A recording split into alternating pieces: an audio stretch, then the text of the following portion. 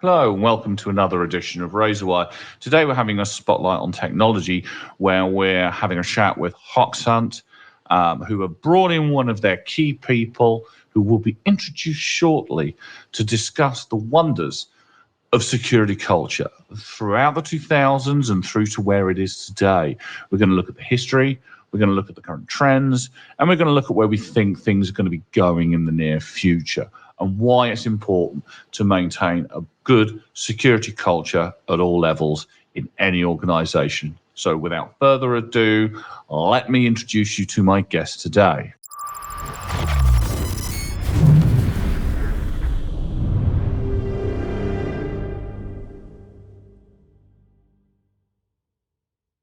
I have one of the greatest security awareness people in the business here. I have Noora. Noora, do you want to just introduce yourself to the watchers out there, who you are, where you work? Will do, Jim. Thank you so much for that lovely intro. Yes, hello, everybody. My name is Noora Ahmed-Moshe, and I work at Hoxhunt as the VP of Strategy and Operations. And here at Hoxhunt, we are on a mission to help companies end data breaches by lowering human risk. And we help them do that by helping the leaders and employees join forces together as people to do that. My background in terms of my educational background is in the humanities. So I come into technology from a very human technology interaction kind of mindset. I've been working in digital product development in some way or another for over 15 years now. But as said, my passion is really the people and the technology, where they intersect, how we can use technology for good, and all those sorts of things. So looking forward to discussing that from the security culture aspect with you today. Fantastic. And indeed, that is what we are discussing today. I mean, I got into kind of information security right back kind of just before the year 2000, the Y2K thing. I think that was the first big IT event that I think scared the willies out of everybody. It was, everybody thought the world was going to end. There was lots of kind of awareness training around what was feasibly going to happen when the clocks ticked over. You had entire teams of people who were paid exorbitant amounts of money to sit there on New Year's Eve just to see what would what was going to happen and then feasibly fix it. And before that, I mean, obviously technology was technology. There'd been lots of discourse, but the internet was still very young back then. We didn't have the kind of access to things like Google and the web forums and various different other methods that we now have in order to problem solve with the community at large. And I think for the average user, that was that first kind of period when I think, security awareness, not even security awareness, just awareness about IT and what some of the things that can go wrong with IT really started out. And then, of course, we kind of move into the 2000s where we had the first kind of really big incidents. I mean, we had the love bug virus, which I remember because, I protected my own organization at the time from that when it was a really, really big thing. But that was where you first started seeing malicious actors en masse using, it wasn't even phishing back then, it was an attachment, open up this attachment and read the love letter from somebody that it was cleverly done. It didn't say much in it. I saw copies of it. But it tricked people into kind of going in, getting infected, and then it would spread like wildfire. And there was a couple of instances where that happened. And I think that was kind of the catalyst, really, along with the year Y2K problem, where people started to think, actually, awareness is actually quite important because, we can have AV. I mean, AV was big business back then. Nowadays, it's very different. But AV was big business, firewalls were big business, and people putting in all these countermeasures, but then it would all get undone by something simple as an email that came through that said, I love you, open up this attachment, crazy to be a part of it. It sounds weird now to maybe a lot of the people who got into information security and IT maybe a lot later on. But I think that was really kind of like the early days. I mean, you could go back earlier with like the history of awareness being a military thing. Most information security items do kind of go back to the military side. But I think that was the real big catalyst. I mean, obviously you've done studies on this and you've lived this and breathed this. I mean, what's your opinion of kind of the catalyst of when it really started to become a big information security item to talk about? Security awareness training, I think, as a category was defined about 10 years ago. So I think that's when it's been sort of recognized in the software industry that we need to also do something about that on a more of a bigger scale. But what I think is interesting is that when we talk about awareness and the knowledge and, understanding what it is, it's awareness is kind of thinking about it from the perspective of the person who kind of imparts the knowledge. And we've had those kind of tools from, around sort of 10 years ago, I would say, where we want to impart the knowledge on the people because we understand that the people will be compromised and the people will be targeted. And so therefore they should know that this is happening. But what I think like now we're understanding more and more is that like awareness is not really enough. And it's kind of like across all kind of types of human behavior. I think we all are aware of a lot of things that we should do or shouldn't do, but we still do them. So I think that awareness is obviously the first step. Knowing about something is the first step into being able to behave accordingly. But then that's not even going to guarantee. I mean, we know from healthcare messages, we all the time. We know the sorts of things we should and shouldn't do, but we still do them. Unhealthy behaviors, unhealthy habits.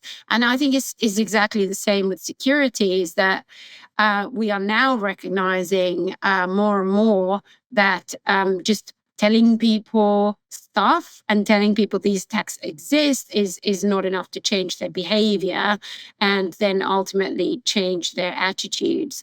So I think when we come back to the sort of present day, we see the security awareness evolving into this sort of area of human risk management, which is more holistic in terms of understanding, what the risks are and where the risks lie and what's the human sort of element in being able to recognize and protect against that risk. Because when we talk about humans and security, of course, we have humans also on the other side conducting these attacks.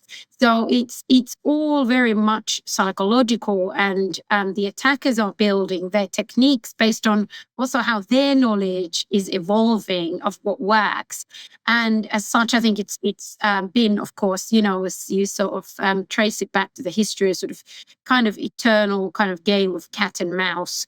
But I would say to start off that I think awareness on its own, we need to accept, is not enough. It's not really going to change things without behavior and culture change and actual attitudes changing and people internalizing these things. Absolutely. I mean, it's only getting more difficult. I mean, back then, way back when I first kind of came across awareness, it was about password health, minimum sizes for passwords, not using, your child's name, not using your birth date, all the simple stuff that we did back then. But it is migrating into a very, very different, it has already migrated into a very different place. I mean, social, romance scams, good example, let's go with those.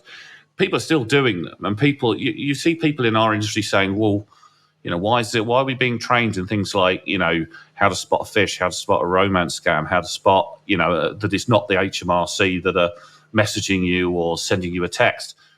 Well, the reason why these people do that is it still bloody works. If it didn't work, we wouldn't need to train people on it. And people are obviously still falling for it. It's obviously still lucrative enough that these malicious actors are still doing it, as I said before, the I love you virus way back, that played on the heartstrings. Oh, somebody loves me, who wouldn't be interested in something like that? Even if I've already got a partner, somebody's still going to go, what? Well, what's this all about? Then you had the kind of, my favorite one, which I don't know how people ever kind of fell for, was the whole, I'm a prince from some African country and I've got $200 billion worth of money stashed away. If you help me gain access to it, I'll give you half, kind of thing. And I've been, it's just like, it boggles the mind, the whole, if it's too good to be true, it probably is. And who the hell is going to give you 25, 50 million, 250 million quid? Mm-hmm. Now we've got kind of like phishing countermeasures that kind of cut it down a fair bit. I mean, it's not perfect, but I think, what are you seeing at the moment? Because there's been a big change since AI got involved. Because I mean, the early days ones, you could really spot it. The language was off, the punctuation was off.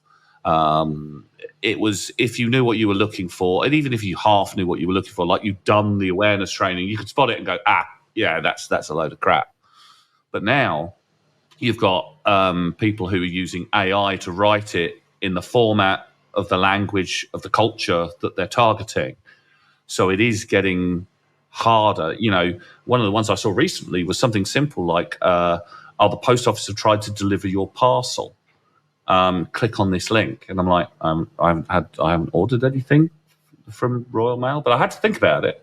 Yeah. And I'm an information security professional. And if I had to think about it, somebody else, an older member of staff, for instance, or somebody who's just not thinking, maybe they're jet lagged, maybe it's getting more and more insidious. I mean, Hoxhunt obviously deal with this kind of information all the time. So what are you guys kind of seeing the trends of? I mean, we'll talk about deepfakes in a minute, because that's a really good one that I do want to approach. But what are the trends that you're seeing now today compared to what we were seeing maybe before the pandemic? Because, I mean, one thing I will say before I hand over, we've always had ambulance chasers before when it comes to malicious actors. Like, an event will happen and they'll go, oh, I'll use that as a method of kind of delivering some kind of phishing attack or some kind of click on this link or open this document attack. But obviously when the lockdowns occurred, that exponentially grew because everybody was concerned. It was a big event. Everybody was working from home. The traditional countermeasures that we used to enjoy, and just turning around to our mate and say, person on the next desk saying, what do you think this is real? Suddenly goes out the window as well, because, you're not in the office. What are you guys seeing from a trends perspective? A great question. And what you said about also like the package isn't even like evoking that many emotions, but you still think that could be something important coming out for you. I think that the like sometimes it's very, very basic stuff. It's the human emotions of curiosity, fear, and greed. Like you mentioned the old prince with the billions, and you're like, how can anybody fall for that? It's like we have very like basic human emotions at play, which of course hackers know and the criminals know how to exploit. And the trends in terms of AI being able to, like, for the criminals, their job is so much easier now, so that they can send out so much more volume as well. So the same way, like AI, of course, is a tool and is technology that can help us do our jobs. I use it to help me do my job. The same way, like cyber criminals will use that to do their job more easily. So since the launch of ChatGPT, there's been like, I think, a 4,151% rise of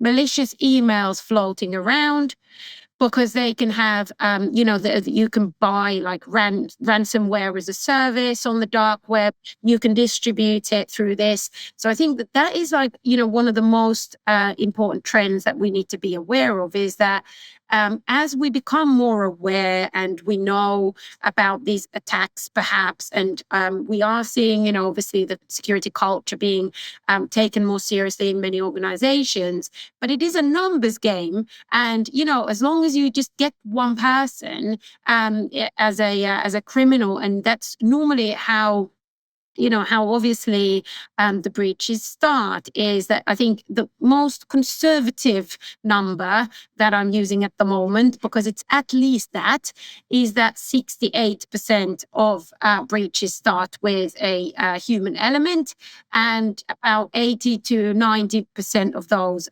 start with a phish. So it's not technical. And I think that obviously we're working in security, and I think possibly, most people listening to this will be working in security. But because security involves everybody, we need to really take into account that most people aren't really, thinking about security all the time, unless we can, help them adapt this attitude of security. So when they're tired, as you mentioned, or there's like some sense of urgency, all it takes is that one person to be compromised and give out some information for the attackers to sort of be able to come in. And of course, what we're seeing is that, the costs of these attacks can be, they rise all the time.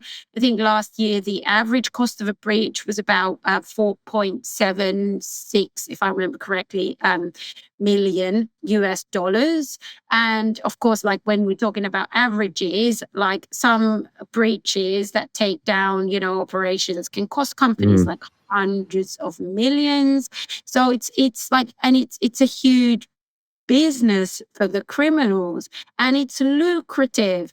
And so of course, like what we're seeing them using is always like the latest things that they can exploit. So when the package, for example, that you mentioned, I think that you have a package scam is been sort of played out and used quite a lot. So I think that it's maybe not as effective for the criminals anymore. So then they come up with new tactics. So for example, last year, QR codes were massive. Yeah. So combining this like physical and, digital realm. So we found that a lot of the time when people become more like vigilant, for example, that, I understand that clicking a link could be bad. That could be a phish. But you don't think about it when you start suddenly scanning a QR code. You're going to a link just the same way, but you're not thinking about it in that context. So we've seen loads and loads of QR code attacks going around, and they've been very effective for the criminals. I mean, I think we've seen those also in the physical realm. So I think in the UK as well, there's been those where, in the parking spots, they put the QR code. They get a little sticker, don't they? And they put the little sticker over the QR code. Because on LinkedIn, there was an InfoSec guy who was peeling one off of I think it was a car charger. Yeah. A car charging station, and he's actually peeling it off. It's just like it was a skimmer on a bloody ATM, Yes, exactly. And also saying through email, through the phone, those sorts of tactics are coming up all the time. And so, and another thing I think really worth mentioning is when we talk about security awareness is that, security people and, just generally leadership in companies has been more aware that we need to do awareness. So most companies now have awareness programs of some sort. But what I think is alarming is that when we look at studies of how people actually adhere to what they learn, so what is the awareness that has been imparted upon them? I think about 69% of people deliberately bypass their company's security guidance.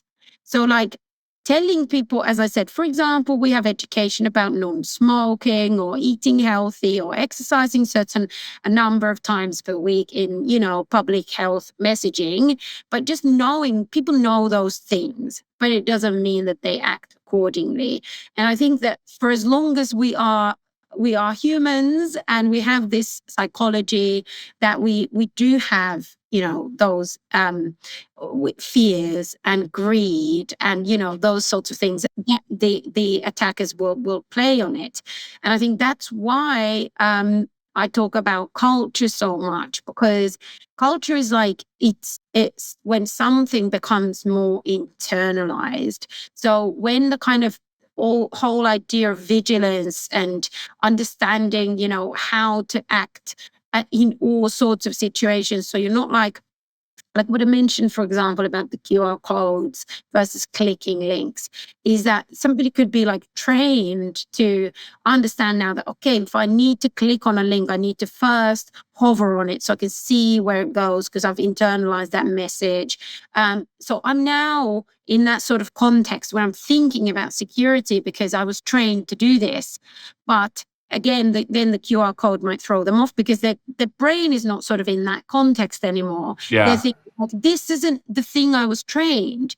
But then when you start to, internalize more the whole attitude of vigilance, of like, the fact that we are, operating as humans with our internal vulnerabilities, and the way that, hackers can kind of like exploit those, then we become like, our awareness actually becomes more of an internalized attitude and behavior that then, can permeate across different contexts when we're not sort of thinking about security. Because most employees and most people just going about their day, because it can happen to you at work or it can happen in your personal life, people aren't really thinking about security unless they internalize this sort of attitude.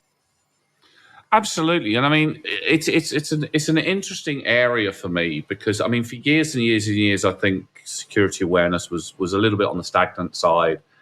People looked at it and went, "Oh God, have I got to do these stupid CBT kind of training things again and all the rest of it?" But I mean, I'm now seeing attacks coming in. Let's just use email because it's the easiest sort of awareness piece to talk about.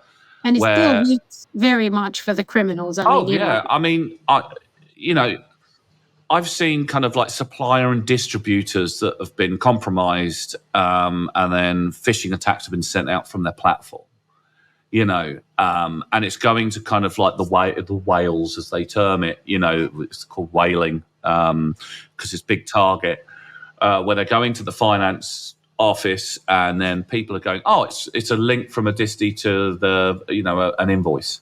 And there was for a little while a trend where people were saying, "Oh, legitimate emails are coming in saying, click on this link to get your invoice," kind of thing. They've all stopped now, because I think they've realized it's, this is culture at work here. At the end of the day, they've realized that, sending a link may be great, but people are wary nowadays of clicking on anything. And I think in some cases, from a cultural point of view, it's getting really, really difficult now to trust anything that you've got coming through. And speaking to some people who are maybe not the most technical, they don't know about kind of checking email addresses and where the email is originally coming from. And they're just like, I just don't know what to do anymore. I don't know what I can click on. I don't know what I can't click on. I don't know, is somebody lying to me? Am I able to open this attachment? And I say to them, look, the security awareness is good. It makes you aware that this stuff's coming in, but there's a whole lot of other stuff that you do need to put in place to kind of protect going forward, like email security. You've got to get your defense in depth set right. But as we all know, as far as we get the technical side done, people come up with brand new and interesting ways of getting straight past those filters and straight into your inbox. I think you picked up on something quite interesting there when you said people are like worried and they feel scared and they feel a bit stressed. And I think that is like also something really, really, really working in security need to be aware of, that it's really stressful for people to understand how vulnerable they could be as an individual in not causing, because of course it's never the victim's fault, but it's quite stressful actually when you start thinking about it.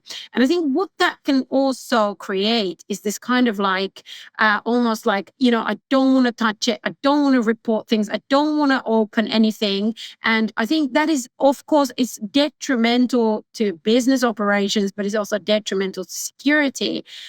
So I feel like it's so important to teach security and embed the security culture through a positive kind of positive approach, because as said, like, it's security isn't something that most people will like really factually be interested in studying about in their spare time. It's like someone in the company tells them, and oftentimes it's kind of scare tactics. And I think that also really puts people off, because we know, like, if you, for example, have been the source of breach in your company and lost the company a lot of money, it's like it is like being a victim of any sort of criminal attack, traumatizing and horrendous for people. Sometimes, of course, we know a lot of healthcare companies are being attacked. Of course, the attackers know, again, psychologically and compliance wise, attacking healthcare companies is, it's lucrative for them, because normally, they often get the ransomware. They get the ransom when they've had a successful ransomware attack, but also, we're talking about the lives of people, like losing their personal data or being like feeling guilty that their company has been breached. So I think that there's this risk of also creating this like very negative attitude. And what I really like firmly believe in being able to have a thriving security culture is that we really need to be very open about these things and not like shut down. And I think it starts with making it into something positive, where we train people with thinking about what's the onus on you, so you can protect not just yourself, your company, your family. What are all the positive things you can do? And I often talk about psychological safety, because I think in any kind of cultural context, psychological safety is what allows people to share without fear. And I think the leadership in companies and the leadership in security are very much responsible for how they share about incidents that happen, or how they share about, things that, can be done, or any risks that are happening, to, share about it openly, because then it creates culture that people go, oh yeah, you know what? We're all on the same side here. I can share. I may have clicked something, but no one's going to tell me I'm stupid. No one's going to, blame me because I quickly put my hand up and said, hey, I think I may have clicked a dodgy link because I really, really want a package, You're absolutely right, and I've dealt with a number of situations where customers have experienced, somebody who's kind of clicked on that link. The awareness training it's not failed. It's just an event has occurred, and I've known people who've been very badly psychologically affected because they're like, oh, am I going to lose my job? I clicked on the link, I didn't mean to. I wasn't, I should have known. And I say to a lot of our customers when they implement this kind of sort of security culture thing, I say, look, you can't vilify people who make mistakes, who click on links, who open up the wrong website, or, get caught out. It happens. And this is why you have your defense in depth, because you've got technological estates and at the end of it, instant response to be able to deal with it. But you can't point the finger at poor, Dave in, I don't know, sales, who thought he was getting a legitimate document or link from his mate about a lead, and it turns out that it wasn't. Yeah. And as I say to people, reward people for putting their fingers up. If somebody suddenly goes, oh no, I've just clicked on this link and I don't think it was what it was, rather than, because the first instinct I think for most people is to, well, I won't say anything. Oh, because I don't want to get in trouble. And as I said to people who, when I've delivered training, you're probably going to get more in trouble if you don't put your hand up and say, I have made a serious mistake here. I better get the InfoSec people in, better get the IT people isolating my laptop. Yeah. than if you just don't say anything, because then it really hits the fan and you end up with big events, That's the thing. But that is about motivating people and how you do that. And that's why, like at Hoxhunt as well, when we do our training, for example, in terms of social engineering attacks, we reward people anytime they report something. Then they're on a leaderboard, and then it's like it's all gamified, so it gives people this real sense of engagement, and that makes it positive. So even if you fail, then you still get rewarded if you take the training that helps you understand why you sort of failed. And the reason you do that, and the reason why it works, is because it is literally behavioral science. Like, these things have been studied throughout the history of behavioral science, where it's been found in rats, in humans, in prisons, in schools, that how do people change their behavior? Is it the carrot or the stick? No surprise, it is always literally the carrot. It's like in schools, you try and get kids to behave, and you punish them for bad behavior versus you reward them for good behavior. Again, studies show again and again that it's the rewarding of the good behavior that makes people internalize it. So with the stick, you can reach compliance with a stick. You can be like, you click this button or else you will get a fine. And people will do it, but will they internalize the message? As I alluded to earlier, research shows that, like, literally the vast majority of people intentionally bypass the security protocols of their organization. That's intentionally. So it's like, what about the rest who do it unintentionally? It's like, it's very, very scary. So the positive reinforcement is what makes people want to do it. But the sad thing is that it's not always done that way. I was in America in the spring, and I spoke to a CISO from a hospital who was really down because he said he had to fire a nurse that had been working in the hospital for 25 years because she failed the third phishing simulation that he had to send out. And the company policy was that if you fail 3 phishing simulations, you get fired. I nearly cried when I thought about that nurse. Yeah, that's ridiculous. I mean, the nurse is good at the job, okay, that they're there to do. They're not information security professionals. Mm-hmm. And, that is a bit harsh. Three fails of phishing and you're booted out of your job. I mean, I've seen the reward schemes before, actually, and there's very few companies that put that in place, but I think they're really good, because it makes people, as you say, want to do it. You're using the carrot, you're not using the stick. And rewarding people. I've also seen organizations that reward people who hold their hands up, or if they suspect a security event has occurred or is about to occur, that they've reported it, be it through a whistleblower scheme, if they maybe see something going on with a colleague, because it does happen, colleagues.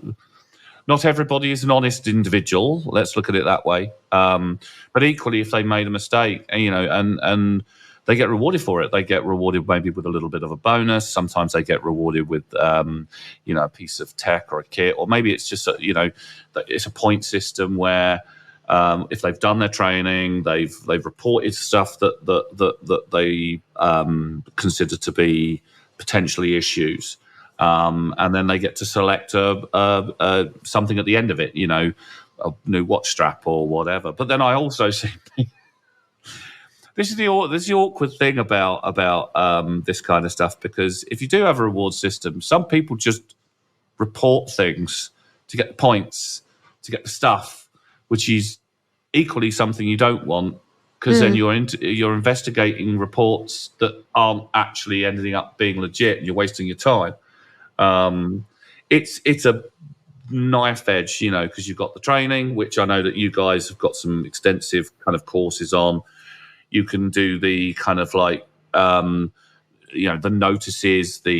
One of the ones that I've always done before is an open forum where people can come and ask questions. You know, if they've got like a concern. Yeah. I had a friend of mine, and she came to me and said that her son had received one of the I've got your photos that you probably don't want put out over the net. Give me some money, or you know, and you know, being able to answer questions like that actually help promote that kind of culture. If you help people in their personal life with security and help them kind of understand that these kinds of scams occur, romance scams, and all the rest of it, again, it adds to that culture. So you've got the training, you've got the reinforcement, you've got the rewards package, because there is no really one-stop shop for awareness and culture, really, is there? No, and that is because culture is us humans, and we're all different, and we're all at different levels of knowledge, and our interests are different. Like obviously the languages we speak are different, and our job roles, so the things that concern us, so the types of fish we might fall for are different. And that's why like the kind of one size fits fits all approach also does not work. So Hoxhunt, for example, we have the training is totally personalized to each individual, obviously using an AI algorithm, and it also gets harder or easier based on how the person is doing. So I'm still thinking of that poor nurse, by the way. So if the nurse was failing, they would get, rewarded for the failure. They would get taught something, and then next time they would get an easier simulation to help them along. Actually, we're trying to help the person and not like make them fearful, because what are their colleagues going to do now? Not click on anything. They're literally going to, do that. But then on the other side, of course, we don't want people like, because of course, like most security teams are understaffed or operating with, a small amount of staff. So of course, we don't want them to be inundated with false threats. So we also have something called instant feedback, where the emails do get analyzed when you report straight away. So the users do get feedback to say, this is likely not malicious, or this is likely malicious. So of course, we don't want to, we want the security culture to be embedded into our attitudes, but we don't want that to overtake the normal job that we're trying to do. We're trying to enable companies and people and individuals to succeed. We no matter how much we love security, we don't want them to be sort of all the time concerned about security or trying to, chase some results. We want it to be literally like, embedded into like a good lifestyle at work. So that's when we know that, like, we're also teaching them. That is where awareness and knowledge definitely plays a role, is that when we know that they're reporting also things that are likely malicious, or they actually are malicious, because that's what happens when you teach people, to spot threats, is that they actually, when you do it in a positive way, what we want to measure is, when they've been trained, what happens in real life when threats come in. Do they increase the reporting of those? And that's of course what we want to see, because what is the point of training people so that they are trained? Like, that is literally a compliance checkbox exercise, which, there is a time and a place for that, and we all need to be compliant, and we don't want to be breaking any laws. But essentially, like, if a breach happens, if you were compliant, maybe, there's some benefits to not having been compliant, but you still would have been breached, and you still have suffer all of those impacts, and you still have suffer all those financial consequences. So we want to make sure that people, rather prevent those attacks from happening, rather than just are compliant. Absolutely agree with you. But let's move on to something a little bit more new, maybe into the future, because I have a rather serious concern about how effective security culture is going to be going forward, for a number of reasons. I'm not saying that it's not going to happen, but I want to talk about deepfakes. Yep. And how dangerous those potentially could be. We're living in a world now where many people work from home, either totally work from home, or they work from home on a part-time basis. Yeah. So validating people's identity has become a bit of a thing now. You want to change your password, jump on Teams or, phone someone up and, you have a video call with them, you validate who they are and so on and so forth. But I'm seeing a return of phrase-based security as well. It's not just enough now to look at somebody on a video. You have to have like a security phrase or a security word. And I've seen some organizations going down the road, weirdly enough, of having a security phrase, but an under duress security phrase as well, which is really interesting, especially if you're an organization like Lockheed Martin or, one of the big ones where there's some serious people who come after you from time to time. Yeah. But there's a big concern now about deepfakes and the use of AI deepfakes, because, I mean, as a bit of a laugh, somebody posted on LinkedIn the other day a video clip of Donald Trump, Elon Musk, and Jeff Bezos robbing a convenience store. Now, obviously, they haven't actually robbed a convenience store. Someone's gotten some footage of a robbery, and then they've done they've used AI to deep fake Donald Trump, Elon Musk. And it was the Facebook guy. Oh God, Zuckerberg. Yeah. So it was as fuzzy as the CCTV was. It looked absolutely good. I mean, okay, there was a few little glitches maybe every now and then, but you look at some of the new functionality for ChatGPT. With a prompt now, you can say, "Show me an image of." They did a video. Show me an image of a Asian lady walking down a street with significant amount of lights, similar to such as Hong Kong. And they produced this beautiful video, which could have been an actress, but it wasn't. It was all AI created. Mm-hmm. Now whaling is going to go to a different level, I think, because, the one thing that we always got taught, even back in the very early days, is if somebody calls up and says, "Hi, I'm, James Reese. I've been locked out of my system. I need you to restart. I need you to, to reset my password, please." You wouldn't, if the CEO or one of the big individuals at the top called up for a password reset, you would have to validate a number of different things before you even touch that that reset button. Whether it was via text, via email, or calling up with somebody who could mimic a voice. I'm on a bad line. We've all seen the films, but it has actually happened in the past. Yeah. But now with AI, it's going to be even worse, because how do you really validate people visually anymore? Now, how do you train that into people? Because the people they're seeing on the screen, you could be AI generated. I wouldn't know. With some of the technology that we have now, I know you're not. I hope Maybe. you're not. Are you? Are you AI? Doesn't the whole old head-turning trick still work? I don't know. But this is it. It may work now. See, I take a more kind of, well, of course, I'm very concerned, and of course, we're all concerned.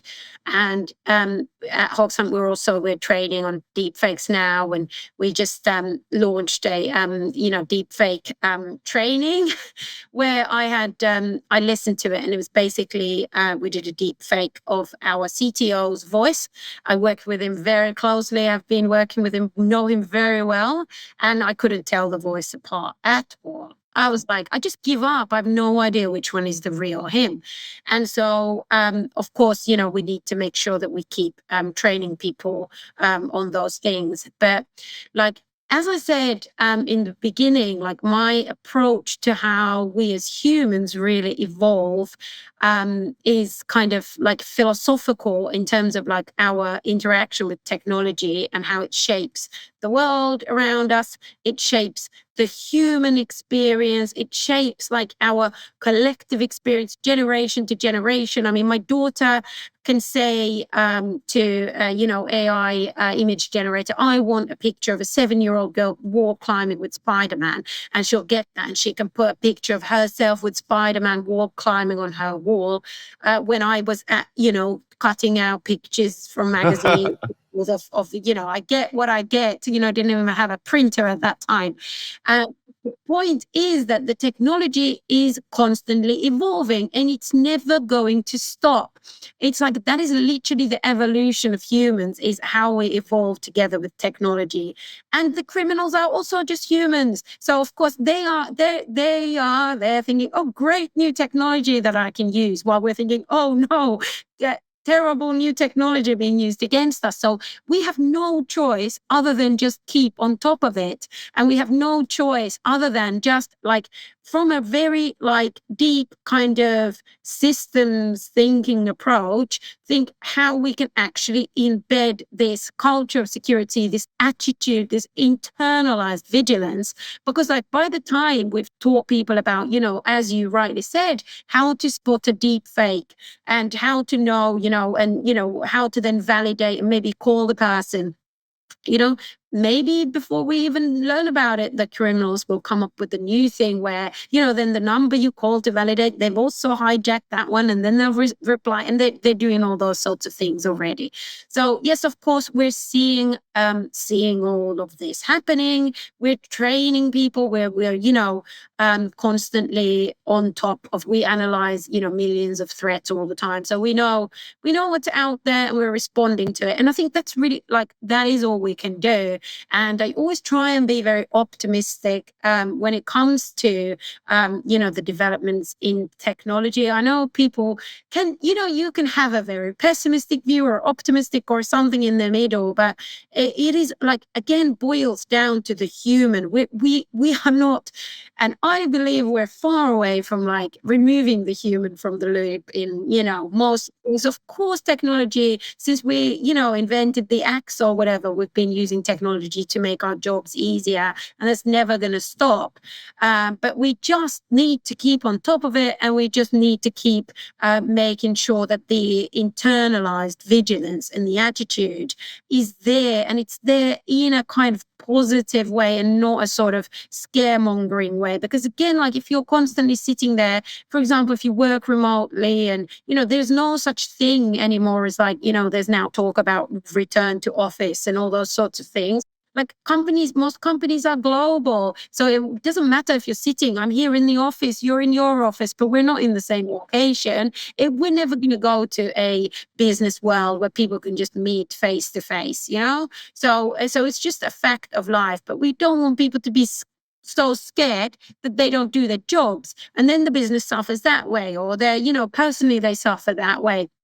So we just need to sort of, I think, criminals are constantly upping their game, and we just need to keep upping our game. And the philosophy is the same. We need to help people internalize this attitude of vigilance, sharing. Again, if you're somebody and you think, oh, is this the CTO calling me now late at night saying, I really need your help and do this? Like if I'm in a psychologically safe environment, I might, I'll call him at night and say, are you sure it's you? And he'll be like, no, I'm just putting my kid to bed.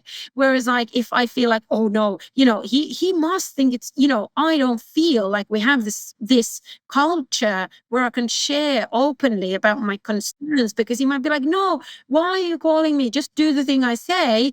Which one is more likely to result in a good outcome? The fact that I go and validate, is it really you, at the risk of him saying, yes, it's really me, just do, please help me. I am in some real trouble and you really do need your help.